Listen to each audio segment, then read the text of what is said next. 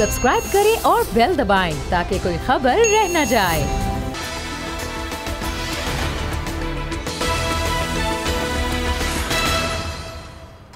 अस्सलाम वालेकुम, मैं हूं फैसल अजीज़ खान। सनतों में एक बहरान है, एक नया बहरान है और कहा जा रहा है हुकूमत की हिकमत अमली ठीक नहीं थी जिसकी वजह से ये बहरान पैदा हुआ है। सनतों को गैस नहीं मिल रही है। अपोजिशन बहुत तनकीद का निशाना बना रही है किस तरह सनतों को गैस मिलनी चाहिए। अभी तो गर्मी चल रही है, जून का महीना है, दिसंबर में जब गैस की ज़रूरत ज़्यादा होगी तो उस वक्त फिर क्या होगा। तो हुकूमत की जो हिकमत अमली है उसके अंदर नोटिफाई किया जा रहा है कि प्लानिंग प्रॉपर तौर पर नहीं की गई। दूसरा एक मामला यह है कि क्या कोरोना की चौथी लहर आ रही है। असद उमर साहब ने सारे पाकिस्तानियों को हिला दिया है, चौथी लहर आ रही है। बकरीद सर पर है, उसके बाद मुहर्रम है, तो इस चौथी लहर में क्या होगा। बड़ी तादाद के अंदर पाकिस्तानियों ने वैक्सीनेशन करवा ली है और तेज़ी से वैक्सीनेशन का सिलसिला जारी है। एहतियात होगी नहीं होगी, किस तरह से बकरीद के अंदर इस सारे प्रोसेस में आएंगे और कैसे निकलेंगे, इससे किस तरह से बचा जाएगा। और साथ ही बहुत सारे SOPs पर अमल दरामद करने के बावजूद भी पाबंदियाँ बहुत सख्त हैं। इस सारी सख्त पाबंदियों के अंदर एक बहुत ही आसान तरीका है एक सेक्टर को खोलने का, लेकिन उस पर अब तक पाबंदी है। दुनिया भर में यह सेक्टर कोविड में जब लोग हज़ारों की तादाद में मर रहे थे उस वक्त भी ये बंद नहीं था। यह है ओपन डाइनिंग। रेस्टोरेंट्स जो कि आपको हाईवेज पे नज़र आते हैं, जो खुली फ़ज़ा के अंदर हैं, इन पर कोई पाबंदी नहीं थी। उसकी वजह यह है कि खुली फ़ज़ा में तो कोविड का कोई ऐसा ख़तरा नहीं था। और अब जबकि इन रेस्टोरेंट्स के मालिकान और स्टाफ को वैक्सीनेट कर दिया गया है, अब तो वाकई कोई मसला नहीं होना चाहिए। लेकिन पाकिस्तान में, सिंध में, कराची में पाबंदी है। ये पाबंदी क्यों है? साइंस के ख़िलाफ़ कोई चीज़ हो रही है, कोई SOP के ख़िलाफ़ हो रही है, कोई सियासत हो रही है, आखिर ये हो क्या रहा है। और इस सारे सीन के अंदर एक नया गेम आ जाता है, वो है पुलिस गर्दी। अब पुलिस जो है वो खिलाफ कोई कानूनी जवाब बना के किसी और तरीक़ेकार से वो पैसे लेती है। वो जो बच्चा घर पर नौजवान खाना पहुंचाने के लिए जाता है उसकी मारपीट कर देती है, उससे खाना छीन लेती है, उससे पैसे छीन लेती है। जो रेस्टोरेंट्स खुल रहे हैं, लोग खाना खाने के लिए 11:30 बजे आए, 12 बजे का टाइम है, वो खाना खा रहे हैं, 12:15 हो गए तो फिर कोई ना कोई आ जाता है रेस्टोरेंट से पैसे लेने के लिए। पुलिस गर्दी बहुत ज़्यादा है। ये सारे मौज़ूआत हैं, लेकिन सबसे पहले मैं आपको सुनवाना चाहता हूँ कि शहर में, कराची जैसे शहर में जहाँ पे हज़ारों नहीं बल्कि लाखों मोटरसाइकिल्स हैं, वो मोटरसाइकिल्स उठाई कैसे जाती है। अगर कोई नौजवान बाइक खड़ी करके चला जाए तो कौन आता है, कैसे बाइक उठा के ले जाता है, ये भी एक अजीब किस्म का मामला है। ज़रा पुलिस के ऊपर 2-3 क्लिप्स आपको दिखाता हूँ। पहले ये वाला क्लिप देखें कि कैसी ये बाइक कौन आदमी ले जा रहा है और ये कानूनी जवाब इसका कहाँ आके खड़ा होता है। ज़रा देखें। ये कौन है दोनों? ये पुलिस वाले, ये गरीबों की बाइक्स क्लिफ्टन में। ये कौन आदमी है? ये कौन आदमी है? ये पुलिस की गाड़ी आई है, इस पे लिखा हुआ है PIDC। जो दोनों तीनों लोग खींच रहे हैं, गाड़ी को खींच कर ऊपर रख रहे हैं, कोई भी पुलिस वाला नहीं है। ये नौजवान, इस बच्चे की तो मुझे भी नहीं निकली है अभी, ये बाइकें खींच के डाल रहा है, अंदर रख रहा है। पार्किंग पे जो इंसाफ ने बनाई है वो मेरा ख्याल है नो पार्किंग में खड़े हैं। जो लेफ्ट साइड पे बाइक्स खड़ी हैं वो तो किसी शरीफ आदमी की बैंक्स के बाहर हैं। एक मंजरनामा तो ये हो गया। एक और क्लिप दिखाता हूँ आपको। जो रेस्टोरेंट से खाना पहुँचाते हैं, आप ऑनलाइन ऑर्डर करते हैं, पूरे पाकिस्तान में ये ऑनलाइन सर्विसेज हैं। रेस्टोरेंट से खाना लेते हैं और जाके घर पर पहुँचाते हैं। अब एक क्लिप देखें कि वो पुलिस वाला कर क्या रहा है इस नौजवान के साथ, जो बेचारा खाना पहुंचा रहा है, उसके साथ क्या हो रहा है, जरा देखें।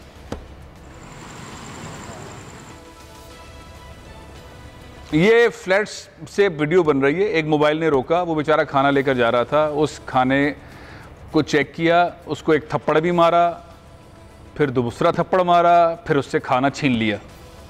अब ये नौजवान जिसने ऑर्डर लिया है, जिसने जाके पहुंचाना है, ये थप्पड़ भी खा रहा है। जिसका ऑर्डर है ये मालिक से भी जाके पिटेगा, जिनको पहुंचाना है वहां भी गालियां खाएगा, और ये सड़क पे पुलिस से भी पिट रहा है। तो ये पुलिस गर्दी के कुछ रिसेंट वाक़यात है, बाकी तो बहुत सारे ही हैं। अब इन मौज़ूआत पे गुफ्तगू के लिए हमारे सीनियर करस्पॉन्डेंट हैं मज़ाहिर सईद साहब इस वक्त मेरे साथ स्टूडियो में। अस्सलाम वालेकुम मज़ाहिर। और साथ ही फैज़ान रावत साहब मौजूद हैं। इन्होंने एक बहुत बड़ी स्ट्रगल, एक पूरी बाकायदा लड़ी है इस कोविड के दरमियान 2-3 इन नौजवानों ने जो रेस्टोरेंट चलाते हैं, इस इंडस्ट्री में आए, पढ़े लिखे लोग हैं जिन्होंने रेस्टोरेंट खोला, मिसाल कायम की। इमरान खान साहब की जो फ़िलासफ़ी है, बिलावल भुट्टो ज़रदारी की जो फ़िलासफ़ी है, शहबाज शरीफ साहब की, मरियम साहिबा की जो फ़िलासफ़ी है, बेसिकली सियासतदानों की फ़िलासफ़ी यही है ना कि नौजवानों को कारोबार के मौके दिए जाएँ, वो बिज़नेस करें, पढ़े लिखे नौजवान आगे आएँ। ये इनकी फ़िलासफ़ी है। इन्होंने कारोबार शुरू किया और बुरी तरह पिटते रहे, लेकिन हार नहीं मानी और अब जीत के करीब है। अब लेकिन मसला ये है कि रेस्टोरेंट चला रहे हैं, रेस्टोरेंट पे पाबंदियां हैं, अजीब व गरीब किस्म की पाबंदियां हैं। इन सारी पाबंदियों को जिक्र करने से पहले मैं नासिर हुसैन शाह साहब का भी एक क्लिप दिखा देता हूं जिसपे वो मान रहे हैं कि पुलिस करती है और ये सारा गड़बड़ करती है। फिर मैं मज़ाहिर से भी बात करूंगा और फैज़ान से भी, लेकिन नासिर हुसैन शाह साहब जो कि सिंध के वज़ीर बल्दियात हैं, बल्कि बहुत सारी चीज़ों के बल्दियात हैं, वज़ीर हैं, डी फैक्टो चीफ मिनिस्टर ही हैं। ज़रा उनका क्लिप देखें। एडमिनिस्ट्रेशन की तरफ से, ख़ास तौर पर पुलिस या रेवेन्यू डिपार्टमेंट की तरफ से कुछ बदतमीज़ी की जाती है, कुछ कारोबारी हजरात से, रेस्टोरेंट वालों से, दुकानदारों से या दीगर लोगों से, या दूसरी शिकायत आती हैं कि कहीं से पैसे लिए जाते हैं। इन चीज़ों को ख़त्म करने के लिए ये कमेटीज़ जो हैं ये बनाई गई हैं और जहाँ पे नहीं बनी वहाँ भी बनाई जाएंगी ताकि ये शिकायत ख़त्म हो। नासिर हुसैन शाह साहब ने तस्लीम कर लिया पुलिस गर्दी हो रही है, उन्होंने तस्लीम कर लिया सरकारी अफसरान भी आते हैं, पैसे लेते हैं। आपका मसला मैंने काफ़ी हद तक हल कर दिया है। पुलिस पैसे लेती है, मारपीट करती है, दिखा भी दिया, हुकूमत ने मान भी लिया। फिर उन्होंने कहा कि हाँ देर से सवेर से उनका अमला आता है, वो नाजायज़ करता है, आपके लोगों की मार पिटाई भी करता है, आपसे पैसे भी लेता है। अब ये सब कुछ हो रहा है और आप रेस्टोरेंट भी चला रहे हैं। बिस्मिल्लाहिर्रहमानिर्रहीम। फैसल भाई, पहले तो मैं एक बात आपका शुक्रिया अदा करूंगा कि 5 जून को आपने पहला प्रोग्राम किया था और आज हम बैठे हुए 27 जून को। 22 दिन में आपने जो पहले आवाज़ उठाई, आज अल्हम्दुलिल्लाह हम बहुत सारे लोगों से मिलके अच्छे पोजीशन में आ गए। नासिर शाह साहब ने पहले भी सपोर्ट किया, अभी भी सपोर्ट किया। उन्होंने एक बात ये कही कि मुझे इदराक है सारी चीज़ों का, मुझे मेरे पास प्रूफ लेकर आए, मैं इनको टर्मिनेट करूँ, निकालूँ या कोई भी चीज़ करूँ, तो मुझे मेरे पास कोई चीज़ प्रूफ आती है तो मैं सब कुछ करता हूँ। टर्मिनेट कर देंगे नासिर साहब? वो कहने लगे कि मैं इसके एक्शन, जो भी एक्शन होगा वो पॉलिसी। टर्मिनेट कर दे तो क्या बात है सर, वो जो उन्होंने हमसे कहा वो टर्मिनेट कर देंगे। उसके बाद उन्होंने कहा कि डिफरेंट लेवल पे उन्होंने कमेटीज़ बना दी हैं। हर डिस्ट्रिक्ट में, हर एसएसपी के पास, डीआईजी के पास कमेटीज़ बना दी हैं। उन कमेटीज़ में हमने लोगों को, बिजनेसमैन को ले लिया है। जो भी शिकायतें आप उनको बताएं, मैं उसका इदराक करूँगा। अगर तो वो जो उन्होंने विजन दिया है, सोचा है, अगर वो इम्प्लीमेंट हो जाए तो बहुत बड़ी बात है। अच्छा, दूसरी चीज़ उन्होंने वो ये कि जब फर्स्ट टाइम गए थे तो डाइन आउट खोल दिया था, अभी उन्होंने डाइन इन की कमिटमेंट भी कर ली है। अरे यार, उनके ऐलाना तो इतने सारे हैं नासिर शाह साहब के, आंसू निकलने के बाद वापस अंदर चले जाते हैं। वो वज़ीर ट्रांसपोर्ट थे, उन्होंने कहा कराची में 6000 बसें आ रही हैं। फिर कुछ दिन के बाद उन्होंने कहा नहीं 6000 नहीं 3000 आ रही हैं। फिर उनको दोबारा इंटरव्यू में बुलाया गया, उन्होंने कहा 3000 नहीं 1500 आ रही हैं। फिर इंतखाबात आने लगे, उन्होंने कहा नहीं 600 बसें आ रही हैं। फिर इलेक्शन आ गए, उन्होंने वो 6 सैंपल बसें जो कंपनी ने भेजी थी ना, उनके साथ खड़े होकर फीता काट दिया और बसें अभी तक नहीं आई। 3 साल और गुजर गए। 13 साल से ये हुकूमत कर रहे हैं। बहुत प्यारे आदमी हैं, बहुत मीठी बातें करते हैं, दुरूद सलाम से शुरू होते हैं, अमल दरामद नहीं होता उनकी बातों में। सर, डाइन आउट पे तो अमल दरामद हमें करके दिया। अच्छा चले, मज़ाहिर मैं तो फैक्ट्स बता रहा था नासिर शाह साहब के, सिंध हुकूमत के, और हुकूमतों के अंदर भी इस तरह के बेतहाशा फैक्ट्स हैं जो वो कहते हैं वो करते नहीं हैं।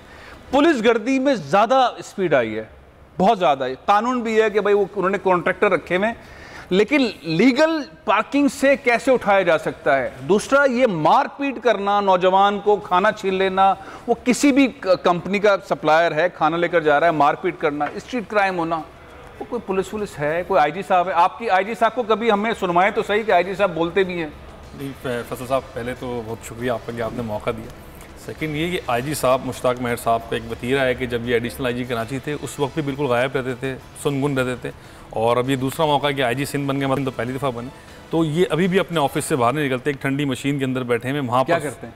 बस सर बैठे हैं, अपना टाइम पूरा करते हैं, उसके बाद ये चले जाते हैं। आईजी, लोगों को याद आता है एक आईजी थे कलीम इमाम, एडी ख्वाजा, मतलब ज़बरदस्त। कराची पुलिस चीफ भी पिछले वाले जो थे, जो खामोशी से हट गए, अच्छे ईमानदार अच्छे ऑफिसर में उनका शुमार होता, गुलाम नबी मेमन साहब। ये आईजी साहब एक्शन लेंगे ये सारी चीज़ें देखने के बाद? बस ये चलती है आईजी साहब की। देखिए, जिन आईजीज का आपने नाम लिया, एक एडिशनल आईजी कराची थे गुलाम नबी मेमन साहब जो हाल ही में हटे हैं, वो अपना कलीम इमाम साहब हो गए, अल्लादीन ख्वाजा साहब हो गए, एडी ख्वाजा, ये वो लोग थे, इनको अगर एक टैक्स भी कर देते ना कि भाई ये मामला चल रहा है इस इलाके में, आप देखें, तो उस पर प्रॉम्प्टली एक्शन होता तो था। हमारे आईजी साहब के पास, मेयर साहब के पास मोबाइल है, टेक्स्ट करेंगे मिलेगा? मैसेज ही नहीं देखते, ये मैसेज नहीं देखते। अच्छा, मैं ये बुनियादी तौर पर दो चीज़ें दिखाने का, बताने का मकसद ये है कि एक राय आमा है, आईजी साहब अवेलेबल नहीं है, कोई कहता है गैर फाल है। अच्छा, अगर ये गैर फाल हैं, ये काम नहीं करते, मोबाइल भी नहीं देखते, मैसेज भी नहीं देखते, एक्शन भी नहीं लेते, इनकी जगह पे काम कौन कर रहा है? हाँ सर, अब ये कि सिस्टम चल रहे हैं, मुख्तलिफ सिस्टम चल रहे हैं, जी, मुख्तलिफ SSPs को जो है वो सिस्टम दे दिया गया है कि माड़े का सिस्टम जो है वो फिरदौस जावरी साहब चलाते हैं। इसी तरह बारह दीगर सिस्टम है, जैसे भी आपने ये कानून पे अमल दरामद के लिए सिस्टम है या माल बनाने का सिस्टम? नहीं, देखिए इन्होंने भी एक बात कही, कमेटियाँ बनती हैं। अब जो कमेटीज जो बनती है ना सर, ये समझा नहीं कि कमेटी आपके मसाइल हल करने के लिए बन रही है। कमेटी इसलिए बनती है कि अगर आपके पहले 500 रुपये खर्च हो रहे थे तो अब 1500 खर्च होंगे, क्योंकि कमेटी भी कुछ रखेगी ना, तो आगे भी देना, सिस्टम पूरा चलता है इस तरीके से। सर 12 बजे हमें रेस्टोरेंट का टाइम दिया बंद करने का, हम 12 बजे बंद कर देते हैं, बल्कि 11 बजे डोर्स बंद कर देते हैं। लेकिन जो बंदा अंदर बैठा हुआ है वो एक रिस्पेक्टेबल आदमी है, उसको हम किस तरह उठाएं 12 बजे के भी चले जाओ? अगर उठा भी दिया, चला भी गया, तो हमें अपनी क्लोजिंग करनी है, अपना मीट काउंट करना है, अपना मसाला बंद करना है, सब चीज़ बंद करनी है। उस वक्त पुलिस मोबाइल आती है और वो कुछ करती है जो आपकी सोच होगी। मिसाल के तौर पे सर 188 की FIR कटी है, गरीबों की FIR काट गई सर। 100 के करीब FIR मेरे पास है, मैं आपको दे देता हूँ। 100 FIR आपके पास? सर 35 लोग। शाह साहब को नहीं बताया? बताया सर कल उनको। क्या कहा उन्होंने? कहा इंशाल्लाह अब ऐसा अमल नहीं होगा। मैंने कहा 188 की FIR काट देते, तो थाना कचहरी सब कुछ दिखा दिया उसको, नेक्स्ट टाइम भूख लगेगी तो चोरी करेगा। उसने सब कुछ देख लिया, थाना देख लिया, पुलिस देख ली, कचहरी देख ली, फिर मुजरिम बना रहे हैं, मुजरिम बना रहे हैं उसको। 188 की FIR। इस्लामाबाद में आपकी वफाकी हुकूमत के बहुत सारे लोगों से मुलाकात हुई, फवाद चौधरी साहब ने क्या कहा, कुछ फौजी जनरलों से भी मुलाकात आपने की? जी सर, फवाद चौधरी साहब ने बहुत कोऑपरेट किया, और बल्कि उन्होंने अपनी एक मीटिंग छोड़ के, जब उनको पता चला कि कराची से लोग आए हुए हैं, तो उन्होंने हमें टाइम दिया। टाइम देने के बाद उन्होंने हमारी तसल्ली से सारी बातें सुनी। उन्होंने कहा मैं ये काम कर सकता हूँ कि कैबिनेट में आपका इशू उठा सकता हूँ, क्योंकि हमारा सिंध गवर्नमेंट से तो कोई डायरेक्टली ताल्लुक नहीं है। 18वीं तरवीं में मैं कुछ भी नहीं कर सकता। जी, हैंड्स अप कर दिया उन्होंने। अच्छा, आप बताएं वो जनरल साहब कौन है जिनसे मुलाकात हुई? Sir DG NCOC major general Asif Mahmood Guraya साहब, उन्होंने सर हमें 1 घंटा 10 मिनट सुना, और भरपूर तरीके से सुना। हमें वहाँ से उठना पड़ा क्योंकि हमारा एक टाइम नहीं। तो हुआ क्या? एक घंटा या 2 घंटे उससे कोई फायदा नहीं हुआ क्या? आपने जो बात कही उस पर अमल दरामद? सर उनको सब कुछ बताया। उन्होंने कहा इस कोविड के चक्कर में ये भी मामला हुए हैं कि किसी का फायदा हुआ, किसी का बहुत नुकसान हुआ। हम ये सारी बातें जानते हैं। उनको 188 की FIR का ही बताया, सारी चीजें बताई। FIR के ऊपर क्या एक्शन? तो उन्होंने कहा फवाद साहब ने क्या एक्शन लिया? उन्होंने कहा ये तो बहुत गलत हुआ। नासिर शाह साहब ने क्या एक्शन लिया? नासिर शाह साहब ने ये कहा है कि अब इंशाल्लाह ये मामला नहीं नजर आएंगे, बल्कि आपके लोगों ने जमानत करवा ली। आपके खिलाफ FIR है? सर मैंने उनको नहीं, सर हमारे तो एम्प्लॉय के, हमारे खिलाफ काट दे तो अच्छी बात है। वो तो एम्प्लॉय के खिलाफ, वो एक साहब होते हैं आपके साथ, असद साहब, वो जो ये वाले जी सर, बगैर बालों वाले। सर एम्प्लॉयज के खिलाफ काट दी ना। उनके खिलाफ FIR? नहीं सर, यार आप लोग भी लीडरों के खिलाफ FIR नहीं है, कारकुनों के खिलाफ FIR। गरीब के खिलाफ काट दी। 35 आदमी 2 FIR बंद कर दिए गुलशन में। 35 आदमी 2 FIR, अब कोरोना नहीं है, उसे एक कमरे में 35 अच्छा, अब मैं जरा से संजीदा बात कर लेता हूँ। मसलन पॉइंट ये है कि दर्दनाक चीजें अगर आप उसको संजीदगी से बात करते हैं, होनी भी चाहिए। हुक्मरान किसी भी लेवल की हों, वो बात सुनते हैं, पहले तो मिलते ही नहीं है, वक्त दे देते हैं, उसके बाद एक्शन कुछ नहीं होता। मज़ाहिर ये जो FIR कट रही हैं रेस्टोरेंट्स के लोगों के खिलाफ, खासतौर पे उन मजदूरों के खिलाफ, वर्कर्स के खिलाफ जो कि खाना दे रहे होते हैं या खाना सर्व कर रहे होते हैं, इसका क्या होगा? क्या करेंगे? इसका क्या तरीक़ेकार? तो फैसल साहब, कोर्ट कचहरी के मामला हैं, एक गरीब आदमी सब चीज़ें अफोर्ड नहीं कर सकता, और इसके मामला इसी तरह कोर्ट में जाके इसके हल होंगे, फैसला होगा कि इनके खिलाफ केस वापस लिया जाए। अब इसमें गवर्नमेंट को अपना किरदार अदा करना चाहिए। मिल के आया नासिर शाह साहब से, मुझे नहीं लगता कि बस ये मिल के आया वही बात ख़त्म होगी, इससे आगे बात जाएगी भी नहीं। क्या मतलब? वो ख़त्म, बस दे दिया इनको। मतलब उन्होंने कहा कि भाई आप जो है हम कर रहे हैं कुछ ना कुछ, मिलने ये बेचारे मुतमईन भी होगा कि यार सब सेट हो जाएगा, होगा कुछ भी नहीं। ये मतलब नासिर शाह साहब से मिलने से होता कुछ नहीं है? नहीं, नासिर शाह साहब कुछ भी नहीं, बस वो चलेगा, उनके अलावा बहुत सारे काम है उसमें लग जाते हैं वो। अच्छा भाई, ये गए इनके साथ, वो इनके लीडर हैं, चेयरमैन है, सदर हैं, असद साहब, वो गए, पता नहीं बहुत से 2-4 रूहानी शख्सियात को भी ले गए। आप कह रहे हैं कोई जाने का कोई फायदा ही नहीं? नहीं, बस वो फैसल साहब वो मिल के आ गए, इनको तसल्ली दी। इनको हमारे लिए तो सर उसी वक्त SSP साहब ने मेरे नंबर पे खुद फ़ोन किया साउथ के। अच्छा, कि आप क्या चाहते हैं? मैंने कहा सर हमें क्लोजिंग करते हुए 2 घंटे लगते हैं, खुदा के लिए थोड़ा सा हमारे पे रहम करें। रेस्टोरेंट बंद कर देते हैं 12 बजे, लेकिन वो क्लोजिंग करने का तो 2 घंटे का टाइम दें। उसको चेंजिंग करना है, उसको बताना है, मसाला जमा कराना है, पैसे गिनने हैं। वो पुलिस मोबाइल आई थी। सर SSP लेवल तक बहुत अच्छे लोग हैं, नीचे जो उतरे हुए लोग हैं ना, वो हमारे जैसे, हमारे जैसे जाहिल है, जैसे हम लोग लड़ रहे होते हैं लोगों से। ये बहुत इनके सारे से बात कर रहे हैं। ये कंप्यूटर साइंस के अंदर डिग्री होल्डर हैं फैज़ान साहब, और बड़े पढ़े लिखे हैं, इतने तो मेरे ख्याल है कि। बहरहाल अब जो अगला मरहला आ रहा है, जो घंटा बज रहा है, एक मसला और होता है। मैं आपसे पूछता हूं, उसके साथ ये जवाब दीजिएगा। असद उमर साहब ने कहा कि चौथी लहर आ रही है। अगर ये चौथी लहर वाकई कोविड की आ रही है, खुदा ना खास्ता इससे केसेस में इजाफा होता है, तो आपका कारोबार बंद होगा। अब सिर्फ सवाल ये है कि जो पाकिस्तान में और रेस्टोरेंट्स हैं जो कि इंडोर हैं वो, और जो आपके आउटडोर, आप चूंकि सारे एसोसिएशन को चलाते हैं ना, आउटडोर वाले रेस्टोरेंट्स हैं, उसके लिए आपने कोई बात की है कि सर जितनी बड़ी लहर आ जाए, आउटडोर के लिए हमारे सारे लोग वैक्सीन्ड हैं, हम उस सेटअप में चला सकते हैं, हमें कोई प्रॉब्लम नहीं है, हमें आप अभी से आज़ाद कर दें, ऐसी कोई बात हो? सर बात दरअसल ये कि इन लहरों से तो हमारा ताल्लुक ही नहीं है, और जितनी मर्जी लहरें आ जाए। अच्छा, बिल्कुल। क्या मतलब किसी भी रेस्टोरेंट का कोई ताल्लुक किसी भी दुनिया का मॉडल उठा लेना, आप ऐसा करें ना, किसी डिजास्टर मुल्क का उठा लेना जिस पर बहुत ही डिजास्टर आ गया हो, मुझे दिखाया तो टेक अवे डिलीवरी बंद हुआ हो, डाइन आउट बंद हुआ हो, पेटियोस बंद हुए हो, बाहर ओपन एयर में डाइन आउट हो रहे हो, इवन डाइन इन बंद नहीं हुए। लोगों को एसेंशियल फूड है। आपने बोला जी लहर आ रही है, मैं कहता हूँ 4-5 लहरें और आ जाएं, जितनी लहरें आनी एक दफ़ा आ जाएं। दूसरी चीज़ हमने अमल कर लिया, तमाम लोगों को वैक्सीनेटेड करा दिया। जब हमने अपने स्टाफ को वैक्सीनेटेड करा दिया तो हमारा तो बंद होना बनता ही नहीं है। अच्छा, एक मैंने एतराज़ उठाया जनरल साहब के साथ, उन्होंने कहा जी जो आएगा खाने के लिए उसका आपने वैक्सीन चेक करनी है। मैंने कहा जी सर नया पड्डा खड़ा कर रहे हैं, हमें कोई आप गवर्नर बना रहे हैं, कोई कस्टम ऑफिसर बना रहे हैं, या कोई AC बना रहे हैं, कोई DC बना रहे हैं, ताकि हमारा स्टाफ खड़ा होकर उसको पूछे भाई तुम्हारी वैक्सीन हो गई, और वो जोरदार थप्पड़ लगाए हमारे वेटर के और वहाँ खड़ा हो जाए झगड़ा नया। चले ये तो खर्च, लेकिन आप किसी भी वैक्सीन की कोई भी लहर है, आपको खतरा नहीं, आप चलाने को तैयार हैं। बस आप समझते हैं कि 1 जुलाई से इजाजत मिल जाए, खाना पीना शुरू हो जाए ना। हमारे यहाँ तो छोटे रेस्टोरेंट पे होता ही है कि बाप भी काम कर रहा है, बेटा भी कर रहा है। बाप गले पे बैठा है, बेटा काम कर रहा है, पुलिस वाला आता है, उसको माँ बहन की गाली देता है, बाप के सामने उसके बाप को गाली देता है। सर उसके बाद क्या होगा?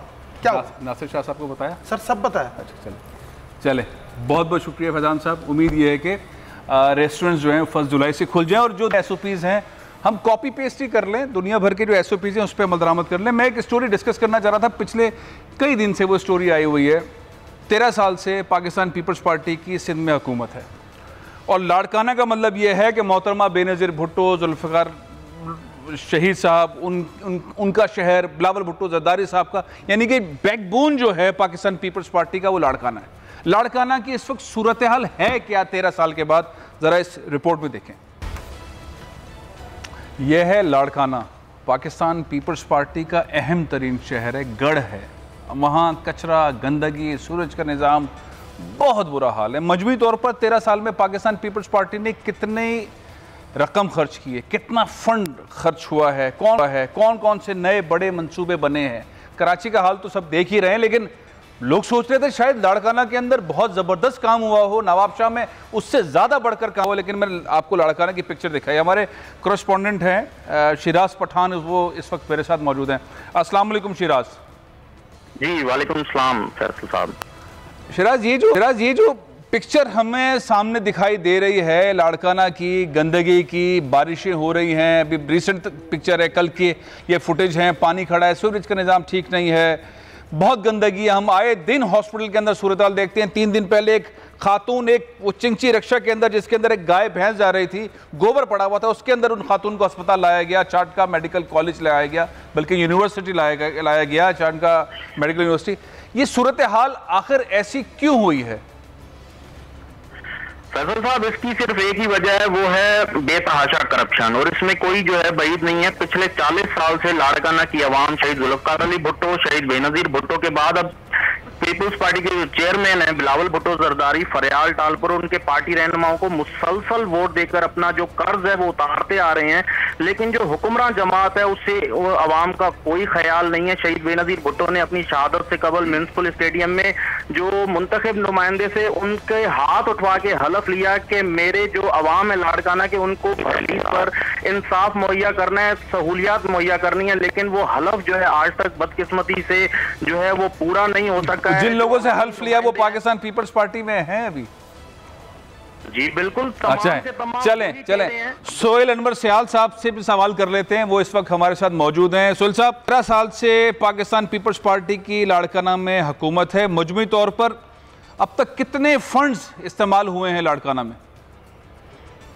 बिस्मिल्लाहिर्रहमानिर्रहीम। लाड़काना के हवाले से मैं आपको बताऊं, 2008 से 21 तक 13 साल में 24 बिलियन रिसीव हुए डिस्ट्रिक्ट लाड़काना को ऑन ये फॉलोइंग 6 सेक्टर्स।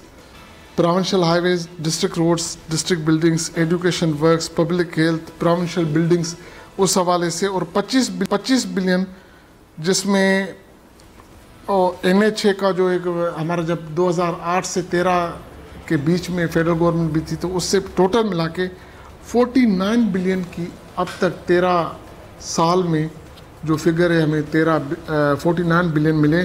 तो एक तो बात मैं बताता चलूँ कि ये जो हमेशा डिंडोरा पीटा जाता है कि 90 बिलियन, आज भी सिंध हुकूमत के डिपार्टमेंट प्लानिंग एंड डेवलपमेंट में ये डेटा मौजूद है जो मैं शेयर कर रहा हूँ। 49 बिलियन इन 13 ईयर्स, 13 साल में 49 बिलियंस मिले। और अफसोस के साथ कहना पड़ता है कि 10 साल, अब 8 साल तकरीबन फेडरल गवर्नमेंट, 5 साल पहले 13 से 18। सोहेल साहब ये तो अपनी हुकूमत है, आपकी अपनी हुकूमत है, आपका अपना ज़िला है, मोहतरमा बेनज़ीर भुट्टो शहीद की हिदायत हैं, उनका हल्फ है कि आपने लाड़काना को ठीक करना था, वहाँ के लोगों की खिदमत करनी थी। ये तो कचरा, गंदगी, ढेर, ये कचरों के ढेर, ये सूरत हाल, आखिर ये मसला हल कैसे करेंगे आप? ये मसला कैसे हल करेंगे? 49 बिलियन रुपीज़ हैं या 90 अरब रुपए हैं। सखर में तो 700 अरब रुपए तस्लीम किए आपके वजीर ट्रांसपोर्ट ने कि 13 सालों में 700 अरब रुपए सखर को मिले, और वहाँ पे दरिया सिंध का डायरेक्ट गंदा पानी लोगों के घरों में आता है। ये आप कह रहे हैं 49 बिलियन रुपीज़, ये 90 अरब हों या कुछ भी हो, लेकिन हुकूमत तो पीपल्स पार्टी की है, हुकूमत तो आपकी है, आप वजीर हैं। आखिर ये कचरा, गंदगी, ढेर, ये मसले हल कैसे करेंगे? हालात 2008 से पहले के लाड़काना के देखने के थे। जब यहाँ से सूरज गुरूब होता था तो लाड़काना के लोग अपने आप को लाड़काना शहर चल सकते। बाहर पुलिस का जब कोई इमरजेंसी होती थी तो कानवाय सिस्टम चलता था, विदाउट पुलिस प्रोटेक्शन कोई यहाँ से बाहर बंदा नहीं जा सकता था। आज शुक्र अल्हम्दुलिल्लाह, आप पूरे मकसद देख लें, पूरे सूबे में लॉ एंड ऑर्डर की सिचुएशन बेहतर है, दूसरे सूबों से अब भी बेहतर है।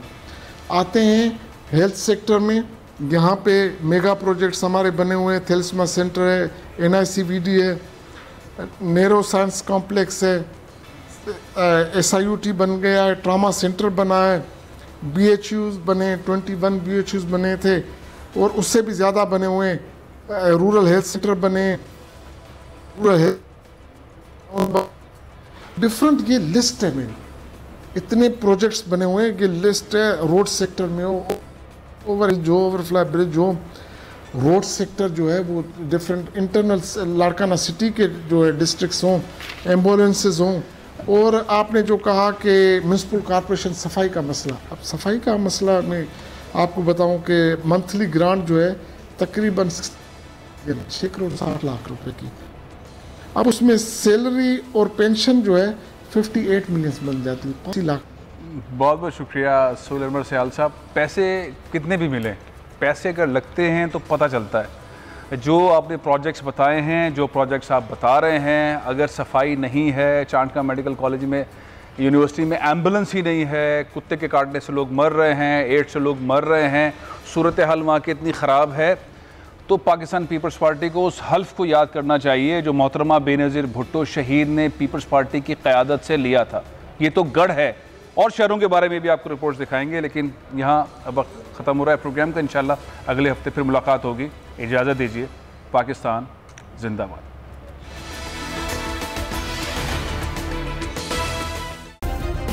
सब्सक्राइब करें और बेल दबाएं ताकि कोई खबर रह न जाए।